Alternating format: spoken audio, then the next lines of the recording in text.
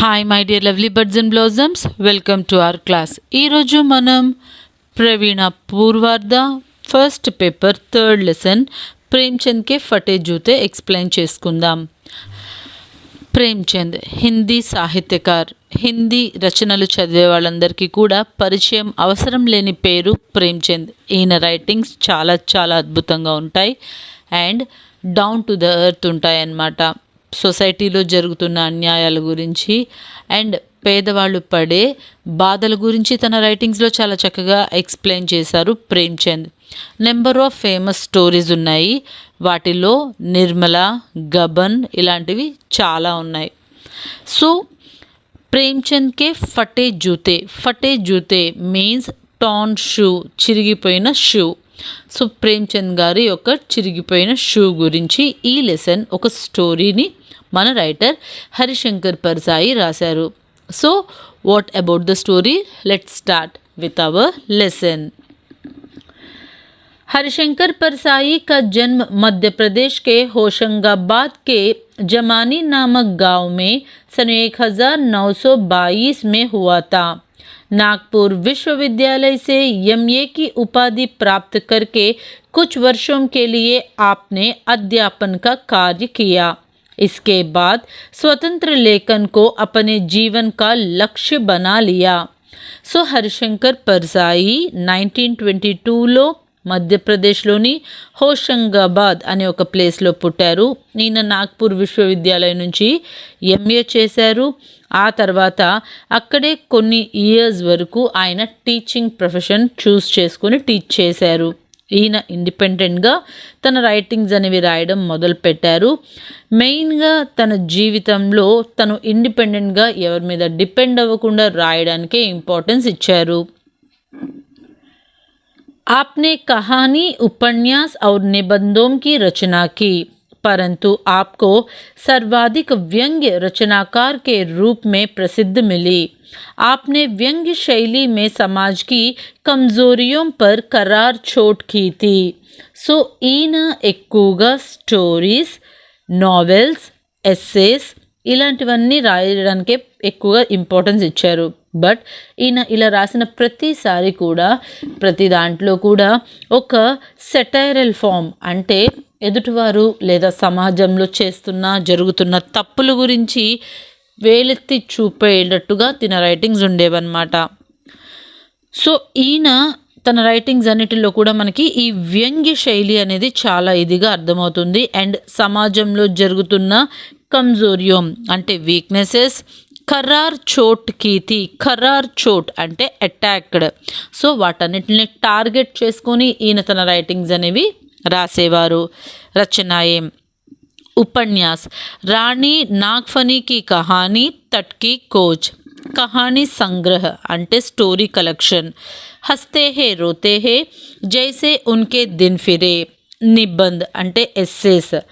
वैष्णव की फिसलन, तिरछी रेखाएं, टिटुरता हुए गणतंत्र, विकलांग, श्रद्धा का दौर आदि. సో ఇవన్నీ కూడా తిను రాసిన famous writings. So let's start with our lesson Premchand के फटे जूते सारांश.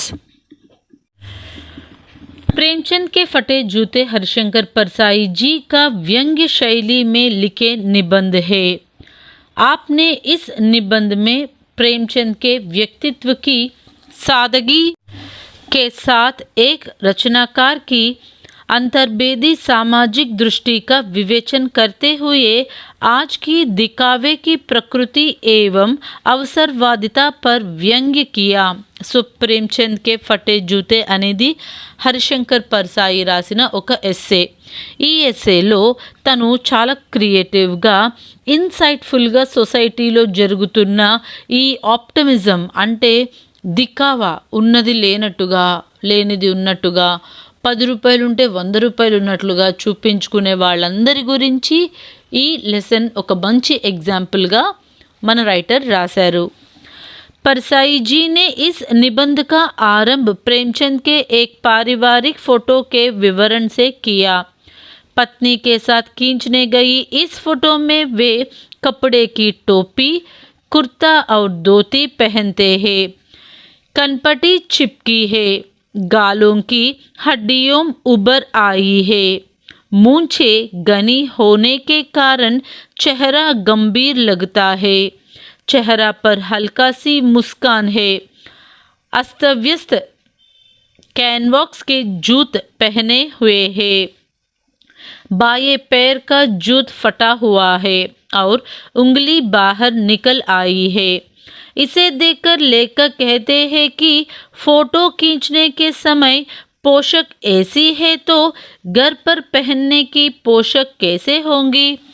సో పర్సాయిజీ ఈ ఎస్సే స్టార్టింగ్ని ప్రేమ్చంద్ రైటర్ ప్రేమ్చంద్ యొక్క ఫ్యామిలీ ఫోటో దిగడంతో స్టార్ట్ చేశారు. సో రైటర్ ప్రేమ్చంద్ తన వైఫ్తో కలిసి ఒక ఫ్యామిలీ ఫోటో దిగుతున్నారు.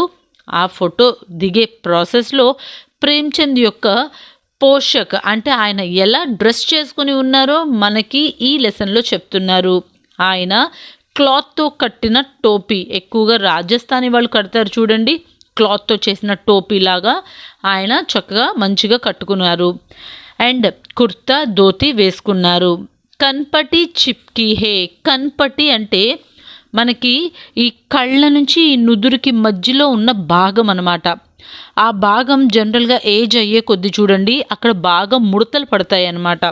సో ఈయన ఫేస్ కూడా అలాగే ఉంది, అక్కడంతా కూడా ముడతలు పడున్నాయి అన్నమాట. తర్వాత ఆయన యొక్క మెడ దగ్గర వాటన్నిటి దగ్గర బోన్స్ కనిపిస్తూ ఆయన సన్నగా ఎలా ఉన్నారో మనకి చెప్తున్నారనమాట. ఆయన యొక్క నవ్వు చాలా స్లైట్గా చిన్న స్మైల్ ఆయన ఫేస్ మీద ఉంది. అండ్ ఆయన ముంచాస్ట్ మీసాలు అవి చాలా ఎక్కువగా ఉన్నాయన్నమాట, మోంచ్. సో ఆయన వేసుకున్న డ్రెస్లో అంతా బాగానే ఉంది. కిందకు వచ్చేసరికి ఆయన షూ ఏదైతే ఉందో లెఫ్ట్ షూ అనేది చిరిగిపోయి అందులో నుంచి ఫింగర్ అనేది బయటకు వచ్చి ఉందన్నమాట. సో ఈయన ఫోటో దిగేటప్పుడే ఇలా రెడీ అయ్యారు అంటే మరి ఇంట్లో ఉన్నప్పుడు ఎలా డ్రెస్ చేసుకుంటారు అని మన రైటర్కి ఒక డౌట్ వచ్చిందనమాట. अगर हमें फ़ोटो खींचने वाले होते तो ना जाने कितना दिखावा करते, कोट सूट टाई आदि दूसरों से लेकर फ़ोटो खींचते लेते हैं. फ़ोटो का महत्व उतना है कि मांगी हुई कर से बारात निकलते हैं, यहाँ तक कि फ़ोटो खींचने वाले लेने बीवी तक मांग लेते हैं. సో ఈయన ఇంత నార్మల్గా ఒక చిరిగిపోయిన షూ వేసుకొని ఫోటో దిగడానికి ఎలా రెడీ అయ్యారు అని రైటర్ ఆశ్చర్యపోతున్నారు. జనరల్గా మనం పిక్స్ దిగాలన్నా, ఆఖరికి నవేడేస్ సెల్ఫీస్ అవి దిగాలన్నా సరే మన ఫోన్లో ఆ ఫాంట్, కెమెరా, ఆ పిక్సెల్ ఇవన్నీ కూడా చెక్ చేసుకుంటున్నాం అనమాట. ఉన్నదానికన్నా ఎక్కువగా అందంగా కనబడడానికి so many apps are also available. So ఇలాంటి దికావా ఉన్న టైంలో makeovers, makeups, high five ఇలాంటి దికావా ఉన్న టైమ్స్ ఇవి. So at that time also అలాంటి దికావాజే జనరల్ కదా, మన సొసైటీ ఏమీ మారలేదనమాట. అప్పుడు 10 అయితే ఇప్పుడు 100 అయింది, అంతే తేడా. సో అలాంటి సొసైటీలో అందరూ ఉన్నవి లేనివన్నీ పెట్టుకోవాలని చూస్తుంటే తిను ఒక తన చిరిగిపోయిన షూ వేసుకొని అందులో నుంచి ఫింగర్ బయటకు వస్తున్నా సరే అసలు ఏ ఫికర్ లేకుండా అంత ఇదిగా ఎలా కూర్చోగలిగారు అని మన రైటర్ ఆశ్చర్యపోతున్నారు. प्रेमचंद यथार्थवादी लेखक थे. उनको समाज के किसी घृणित चीज़ों से टक्कर लेना पड़ता है हो जो लंबे समय से टीला बनकर जमा गया हो, उससे समझौता किए बिना जूझते रहे. इस पोशाक में आपने किसी सख्त चीज़ से टोकर मारा हो जिससे जूता फट गया. लेखक बताना चाहते हैं कि सम्मान और मर्यादा की तुलना में हम सत्य और प्रदर्शन को अधिक महत्व देते लगे. प्रेमचंद चाहते हैं तो अपनी धोती नीचे खींचकर फटा जूता टक सकते थे, लेकिन प्रेमचंद ने ऐसा नहीं किया. सो प्रेमचंद ఒక రియలిస్టిక్ రైటర్. సొసైటీ ఎలా ఉంటుంది అనేది తన రైటింగ్స్లో మనకి చాలా క్లియర్గా ఎక్స్ప్లెయిన్ చేసే రైటర్. అలాంటి రైటర్ తనకి ఒక హైఫై లైఫ్ కావాలి, దికావా చూపించాలి అని అనుకుంటే కనుక ఆయన పెయిన్ అరౌండ్ ద సొసైటీని తీసుకొని రైటింగ్స్ రాయాల్సిన అవసరం లేదు. ఎవరైనా గొప్ప గొప్ప డబ్బున్నోళ్ళని వాళ్ళని పొగిడినా, లేకపోతే మంచి మంచి romantic novels, horror novels, so called fantasies, frictions ఇలాంటివి రాసిన డబ్బులు బాగా వస్తాయి. కానీ ఎప్పుడైనా గమనించండి, ఎవరైనా మెసేజ్ ఇచ్చినా, లేకపోతే మెసేజ్ ఓరియంటెడ్ మూవీస్ ఉన్నా, ఇంకా చెప్పాలి అంటే మనకి ఒకళ్ళు సలహా ఇస్తే నచ్చదు. అలాగే మన సొసైటీలో ఉన్న ఫాల్ట్స్ ఏవైతే ఉన్నాయో అవి తప్పుల్ని ఎత్తి చూపినా నచ్చదనమాట. సో ఇలాంటి రైటర్స్ ఎవరైతే ఉన్నారో, ఇలాంటి writers down to the earth ఉంటారు. They want to bring the change in the society. So Premchand అంత రియలిస్టిక్ రైటర్ అనమాట. సో ప్రేమ్చంద్ అంత రియలిస్టిక్ రైటర్ అనమాట. సొసైటీలో జరుగుతున్న బ్యాడ్ సిచ్యుయేషన్స్, బ్యాడ్ సీన్స్ ఇవన్నిటితో ఆయన ఫైట్ చేయాలి అని నిర్ణయించుకున్నారు. బహుశా ఒక కొండలాగా పేరుకుపోయిన ఈ సొసైటీలోని బ్యాడ్నంతా కూడా తన కాలుతో కొట్టారేమో, అలా కొట్టినప్పుడు తన షూ చిరిగిందేమో, అందుకని తన ఫింగర్ అందులో నుంచి బయటకు వచ్చిందేమో అని కవి అంటున్నారనమాట. అంటే మన సొసైటీ ఎలా ఉంటుంది, దికావా చూపించేలాగా ఉంటుంది. 10 రూపాయలు ఉంటే 100 రూపాయలు ఉన్నట్టు, 1000 రూపాయలు ఉంటే 1,00,000 రూపాయలు ఉన్నట్టు, మనకి వచ్చే ఇన్కమ్ కన్నా మనకి చేసుకునే ఖర్చులే ఎక్కువ ఉంటున్నాయన్నమాట. చాలామంది అలాగే ఉన్నారు. ఎక్కువగా కూడా ఈఎంఐస్ అని అవని ఇవని మనం హెవీ బర్డెన్ తీసుకుంటున్నాం, ఎందుకంటే మన సొసైటీలో మన స్టేటస్ నిలబడడం కోసం. కానీ ప్రేమ్చంద్ అలా లేరు. తను రియలిస్టిక్గా తన యొక్క అపియరెన్స్ ఎలా ఉందో, తన దగ్గర ఏది ఉందో దాంతోనే ఆయన తన ఫోటో దిగడానికి రెడీ అయ్యారు. लेखक को प्रेमचंद के फटे जूते से उंगली का निकलना और चेहरे की हल्की सी मुस्कान को कोर व्यंग्य नज़र आते हैं. प्रेमचंद का फटा जूता और बाहर निकली हुई उंगली उस समय के समाज की विसंगतियों की ओर इशारा करती है. समाज में मिथ्य दिखावा देखकर वे मुस्कुरा रहे हैं. सो ప్రేమ్చంద్ ఫటే జూతే అనే ఈ లెసన్ ద్వారా మనకి స్టోరీ టెల్లర్ ఏం చెప్పాలి అనుకుంటున్నారంటే, he want to prove the unpleasant truth of the society. మన సొసైటీ ఎలా ఉంటుంది, షో ఆఫ్ ఉండాలి, ఉన్నది లేనట్టు లేనిది ఉన్నట్టు నటించాలి. ఎంత ఎక్కువగా నటిస్తామో, ఎంత ఎక్కువగా షో ఆఫ్ చేసుకుంటామో అప్పుడే వాళ్ళకి మర్యాద అనేది ఉంటుందన్నమాట. అలాంటి సొసైటీలో నాకున్నది నాకు చాలు అనుకునేవాళ్ళు చాలా కొద్దిగా మంది ఉంటారు. అలాంటి వాళ్ళ మొహం మీద వచ్చే ఆ స్మైల్ అనేది జెన్యూన్గా ఉంటుంది, ప్యూర్గా ఉంటుంది. సో ఇలాంటి సొసైటీలో ఇలాంటి వాళ్ళు కూడా ఉంటున్నారు అని చెప్పడానికే ప్రేమ్చంద్కి ఫటే జూతే అనే ఒక మంచి లెసన్ని మనకి ఇచ్చారు మన రైటర్. ఈ లెసన్లో మనకి 3 సప్రసంగ్ వ్యాఖ్య ఉన్నాయి. ఫస్ట్ ఇచ్చిన సప్రసంగ్ వ్యాఖ్యను ఒక 2 టైమ్స్ చదవండి, అర్థం చేసుకోండి. అండ్ ప్రస్తావన, ప్రసంగ్ అంటే లేఖక్ పరిచయ్ అండ్ ప్రసంగ్ అనేది ఇందులో ఉన్న 3కి యాజ్ ఇట్ ఈజ్ రాసేసేయండి. వ్యాఖ్య మాత్రం అకార్డింగ్ టు ద సెంటెన్స్ అనేది రాయండి. फोटो ना खींचने से क्या बिगड़ता था, शायद पत्नी का आग्रह रहा हो और तुम अच्छा भाई चलो कहकर बैठ गए होंगे. प्रस्तावना. प्रस्तुत अवतरण प्रेमचंद के फटे जूते नामक व्यंग्य निबंध से दिया गया है. इसके लेखक हरिशंकर परसाई जी है. आपका जन्म मध्य प्रदेश के होशंगाबाद जिले के जमानी नामक गांव में सन 1922 में हुआ था. नागपुर विश्वविद्यालय से आपने MA की उपाधि प्राप्त की. సో ఇక్కడ దాకా ఇనఫ్ అనమాట.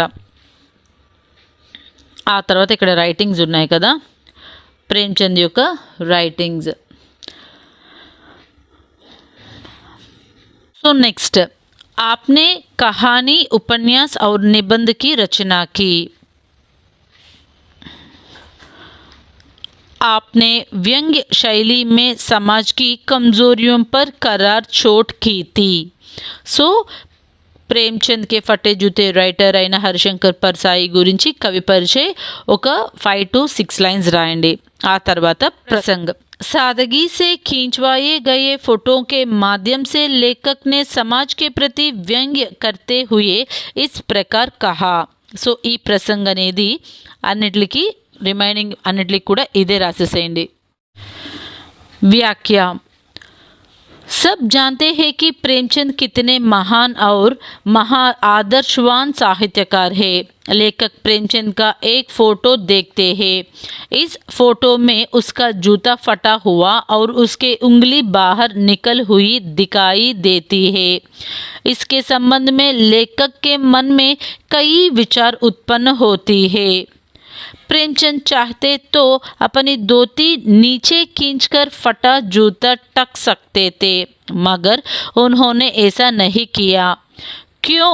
वे फोटो का महत्व नहीं जानते थे। इस प्रकार का फोटो ना खींचने से क्या बिगड़ जाता था? शायद फोटो खींचने आग्रह करने वाली अपनी पत्नी की खुशी करने के लिए यूं ही फोटो में लिए बैठ गए होंगे। సో ప్రేమ్చంద్ అలాగా దిగే బదులు అసలు ఫోటో దిగకుండా కూడా ఉండొచ్చు, కానీ తన వైఫ్ యొక్క కోపానికి తను ఎక్కడ బలైపోతాను అని భయపడి ఫోటో దిగారేమో అని రైటర్ చాలా సెటైర్ఫుల్గా చెప్తున్నారు। సెకండ్ వన్, पूरा तला घिस जाएगा, पूरा पंजा चिल जाएगा, मगर उंगली बाहर नहीं दिखेगी। సో దీనికి కూడా లేఖక్ పరిచయ్ ప్రసంగ్ ఫస్ట్ ఏదైతే ఉందో అది రాసేసేయండి। వ్యాఖ్య। प्रेमचंद का जूता फटा हुआ है, उंगली बाहर निकल आई है, फिर भी सुरक्षित है। लेखक का जूता ऊपर से अच्छा दिखता है, लेकिन उसका तला फटा हुआ है। इसका कारण अंगूठा घिसता है और लहुलाहुन भी हो जाता है, मगर उंगली बाहर नहीं दिखाती। थर्ड वन, सभी नदियों पहाड़ थोड़े ही फोड़ते हैं, कोई रास्ता बदलकर घूमकर भी तो चल जाती है। व्याख्या। लेखक प्रेमचंद के जूते के फटने के कारणों के बारे में विचार करते हैं कि ज़्यादा चलने से जूता घिसता है, मगर फटता नहीं।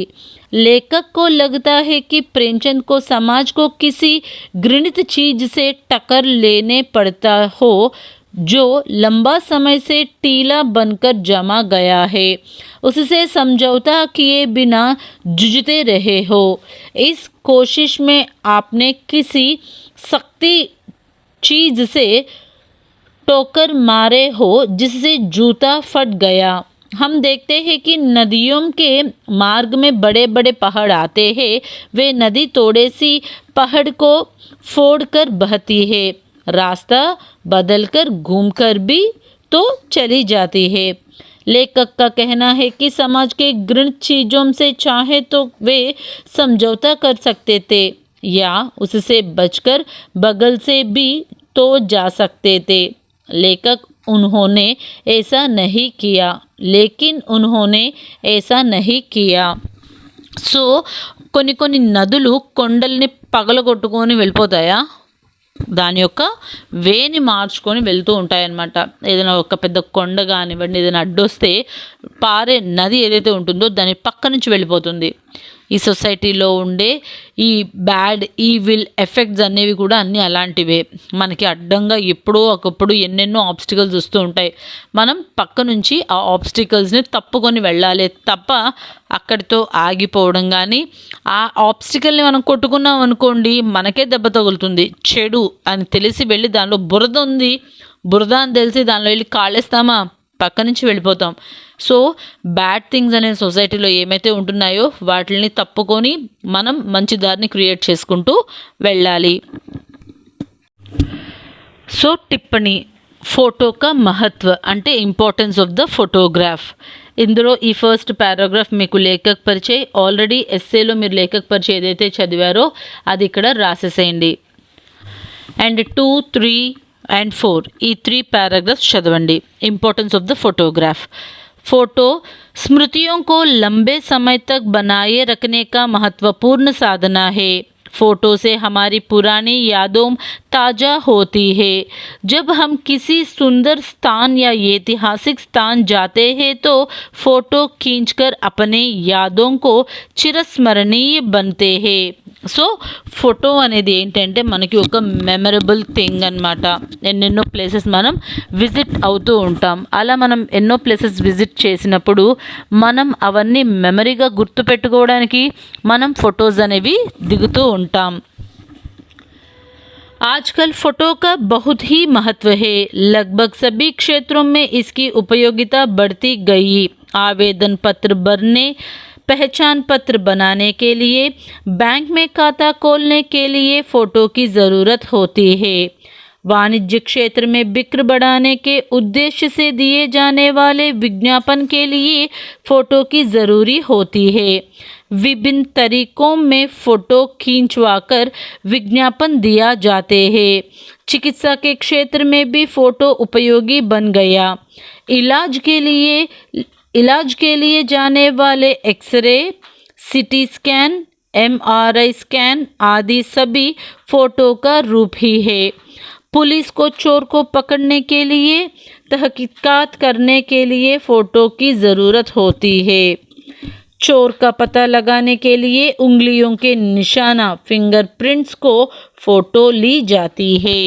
So nowadays importance of the photograph అనేది ఎంత ఉంది అంటే మనం ఒక అప్లికేషన్ ఫిల్ చేయాలన్నా, మన బయోడేటా కావాలన్నా, మన ఆధార్ కావాలన్నా, పాన్ కావాలన్నా, మన పాస్పోర్ట్స్ ఇలాగ ఈచ్ అండ్ ఎవ్రీ ప్లేస్లో బ్యాంక్లో మనం అకౌంట్ ఓపెన్ చేయాలన్నా, లోన్స్ అప్లై చేయాలన్నా, స్కూల్ అప్లికేషన్లో, హాస్పిటల్ అడ్మిషన్స్లో ఇలా ప్రతి దాంట్లో కూడా మనకి ఫోటో అనేది చాలా ఇంపార్టెంట్ ప్లేస్ అయిపోయింది. ఆఖరికి హాస్పిటల్స్లో MRI scan, CT scan, X rays ఇవన్నీ కూడా examples of the other phase of photographies.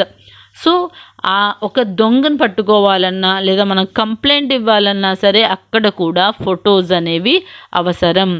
ఇలాగ లైఫ్లో ఈచ్ అండ్ ఎవ్రీ పాయింట్లో మనకి ఫొటోస్ యొక్క ఇంపార్టెన్స్ అనేది చాలా ఎక్కువగా ఉంటుంది.